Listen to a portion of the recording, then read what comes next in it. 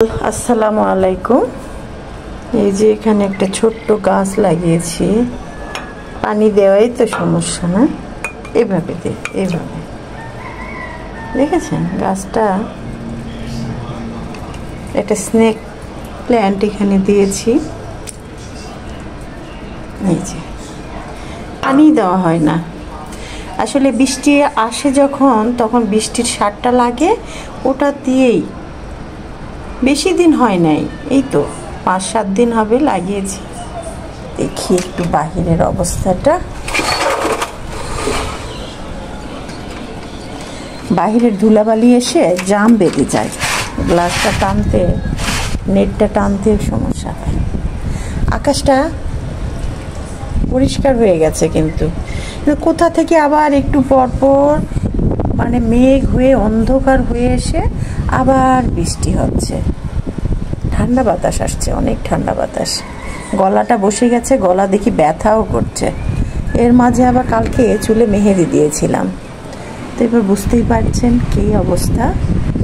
অনেক সুন্দর বাতাস, এমনি আমার বাসায় বাতাস প্রচণ্ড। একে তো দক্ষিণামুখী, তারপরে আবার ফাঁকা, দেখতেই তো পাচ্ছেন।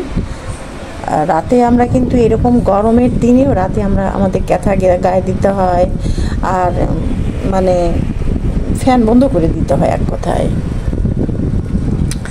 তো খাওয়া দাওয়া সেরে অলস সময় কাটছে, এতক্ষণ ফেসবুকেই ছিলাম। দেখি নেটটা আগিয়ে দিই, আবার মশা মাছি আসে।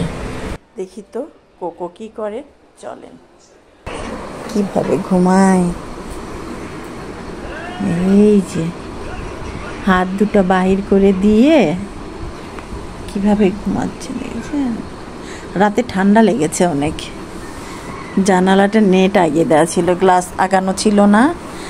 আর সে বাতাস পছন্দও করে, বুঝছেন। বাবা কোকো কোকো কোকো শোনা, এই যে কি ঘুম ভাঙছে না, ভাঙছে না। ক্যাথা মুড়ি দিয়ে বালিশ নিয়ে কিভাবে ঘুমাচ্ছে। তো কোকোর বিকাল কাটছে এভাবে,